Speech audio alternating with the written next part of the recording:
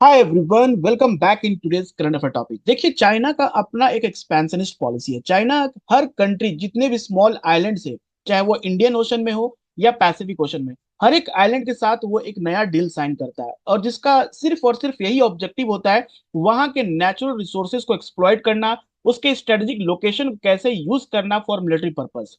और ऐसे ही अभी रिसेंटली एक नया आइलैंड कह सकते हैं, कुक आइलैंड, जो कि पैसिफिक ओशन में लोकेटेड है। कुक आइलैंड और चाइना के बीच में एक नया डील साइन हुआ है।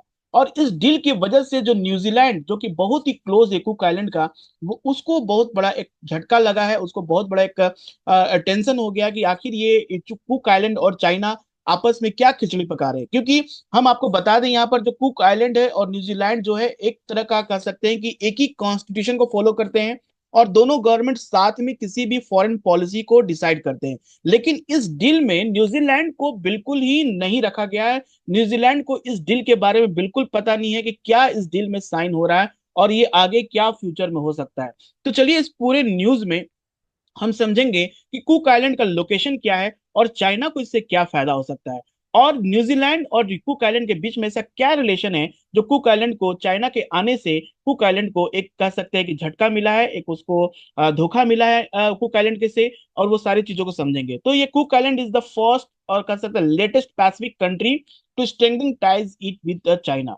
क्योंकि चाइना का अपना एक डेप्थ एंड ट्रैप पॉलिसी है, और चाइना का बेल्ट एंड रोड इनिशिएटिव है कि वो चाहता है कि जितने भी स्मॉल आइलैंड कंट्री हैं, चाहे वो इंडियन ओशन और पैसिफिक, सबके साथ वो एग्रीमेंट साइन करके उनको अपने जाल में फंसा ले। ऐसा चाइना हमेशा चाहता है। तो चलिए इस बात करते हैं यहाँ पर growing ties between cook island and China, including a new comprehensive partnership agreement. यहाँ पर जो एग्रीमेंट साइन हो रहा है, इसका नाम है new comprehensive partnership agreement, that is a one action plan that detail this week have raised concern in New Zealand, which has close constitutional relationship with tiny Pacific neighbor। मतलब कि New Zealand और cook island के बीच का जो relation है, वो बनता है आपका कॉन्स्टिट्यूशनल रिलेशन। यानी कि दोनों सेम कॉन्स्टिट्यूशन को फॉलो करते हैं, दोनों के सिटीजन्स के सेम राइट्स होते हैं, और ये दोनों कंट्री का कह सकते हैं कि जो गवर्नमेंट है वो साथ में किसी तरह का डिसीजन ले रहे हैं।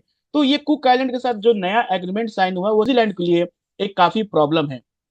क्योंकि New Zealand typically influences governance of the Cook island through association agreement. तो जो गवर्नमेंट है कुक आइलैंड का, वो कहीं ना कहीं न्यूजीलैंड से बहुत ही क्लोज है, न्यूजीलैंड से हर तरह का कंसल्ट करता है।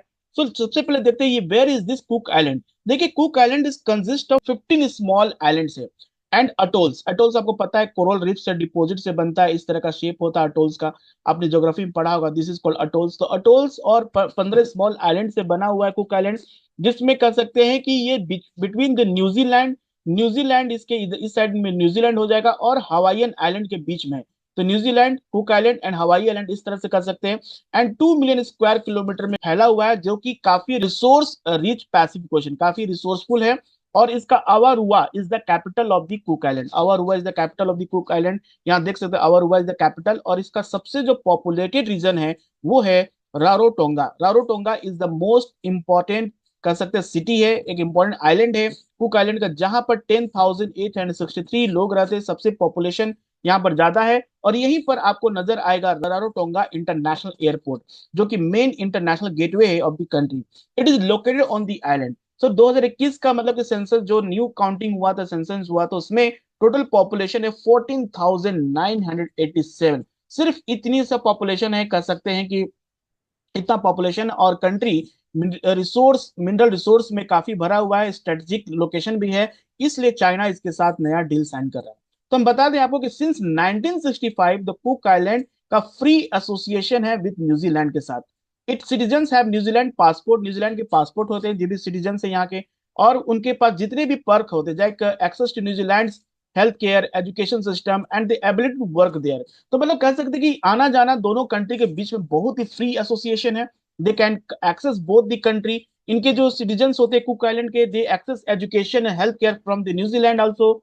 और it is permitted and independent foreign policy, independent foreign policy है, दोनों का इंडिपेंडेंट फॉरेन पॉलिसी। लेकिन दोनों कंट्री कंसल्ट करेंगे on security, defence and foreign policy issue. सबसे इंपॉर्टेंट बात यहाँ पर यह है कि कुक आइलैंड और न्यूजीलैंड का तो अपना अपना इंडिपेंडेंट पॉलिसी है, इंडिपेंडेंट फॉरेन पॉलिसी है। लेकिन जहां बात आ जाएगी सिक्योरिटी के बाद, जहां बात आ जाएगी डिफेंस के लिए, जहां बात आ जाएगी फॉरेन पॉलिसी, तो वहां पर न्यूजीलैंड एंड कुक आइलैंड दोनों साथ में ही बात करेंगे। अब जैसे कि नया जो एग्रीमेंट साइन हुआ चाइना के साथ का फॉरेन पॉलिसी है, तो इसमें न्यूजीलैंड का इन्वॉल्वमेंट होना चाहिए था, जो कि नहीं हुआ, जिसकी वजह से न्यूजीलैंड काफी इससे नाराज है। यहाँ भी सबसे इंपॉर्टेंट इंफॉर्मेशन ये है कि India and the Cook island establish the diplomatic relation in 1998। 1998 में इंडिया और ने कुक आइलैंड का डिप्लोमेटिक रिलेशन स्टार्ट हुआ था। चाइना के साथ कुक आइलैंड का डिप्लोमेटिक रिलेशन कोई नया नहीं है, ये 1997 से चलता आ रहा है। इन 2008 में इसको और अपग्रेड किया गया था, okay, into comprehensive regional strategic partnership with other Pacific island state. जो भी आसपास के अदर पैसिफिक आइलैंड स्टेट से, उनके साथ चाइना ने और भी एग्रीमेंट साइन किया था, including cook island.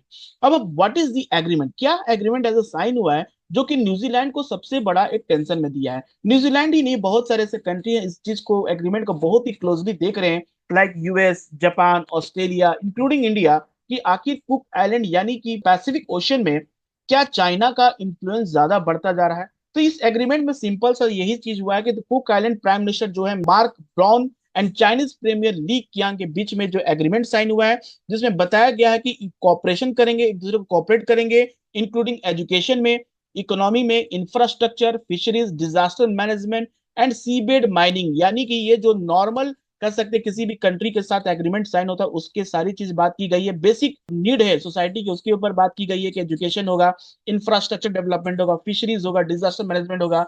It will also enhance cooperation area of hydrography, यानी कि ओशन मैपिंग होगा, जियो स्पैशियल रिसर्च होंगे, और साथ में डायरेक्ट मिलिट्री एप्लीकेशन, ओके, जो कि डायरेक्ट मिलिट्री एप्लीकेशन को भी कहीं ना कहीं बताता है कि अगर आप उस लोकेशन के पूरे जोग्राफिकल एरिया जियो स्पैशियल को रिसर्च कर रहे हैं, तो उसका ऑब्जेक्टिव यही है कि military application. It also aim to improve cultural ties, जो कि दोनों कंट्री का कल्चरल टाइज है, लेकिन यहाँ पर यह बात है कि नो डेप्थ और explicit security tie are included in the deal. कोई भी डेप्थ और एक्सप्लिसिट सिक्योरिटी, ऐसा कि स्पेशल सिक्योरिटी डील, ऐसा कुछ साइन नहीं हुआ।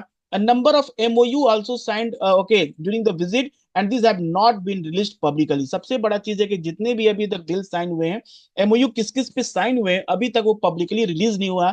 जो कि नॉर्मल चीजें हैं वो तो रिलीज हुई है, लेकिन जो एमओयू बहुत सारी चीजों पे साइन हुई है, वो उसमें अभी कोई भी ट्रांसपेरेंसी नहीं है।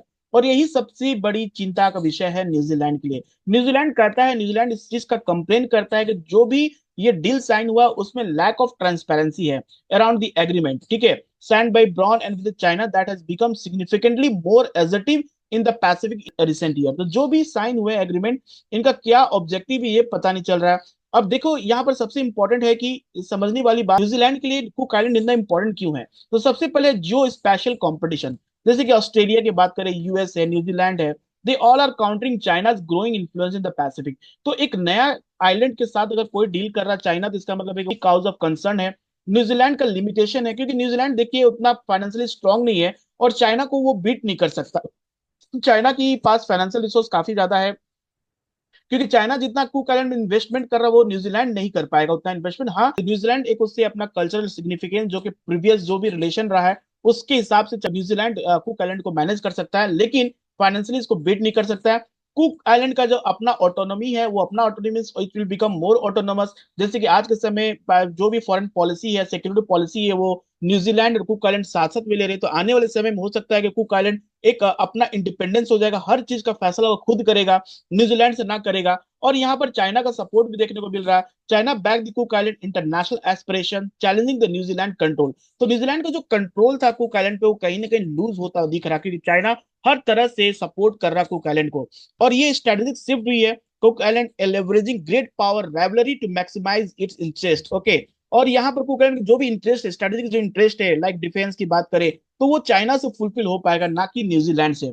और इसका कहीं ना कहीं रीजनल इंपैक्ट भी होगा। The Pacific is becoming the battle ground for influence between China and western allies. और जैसा कि आपको पता है कि चाइना से already US and other countries काफी नाराज रहते हैं कि उनका जो डेप्थ ट्रैप पॉलिसी है, बेल्ट एंड रोड इनिशिएटिव है, उससे वो काफी मतलब कि खुश नहीं है, क्योंकि ये सारे स्मॉल स्मॉल आइलैंड को लोन प्रोवाइड करा के उनको एक ट्रैप में डाल देता और इनके कह सकते हैं टेरिटोरियल रीजन्स को एक्सेस करता है।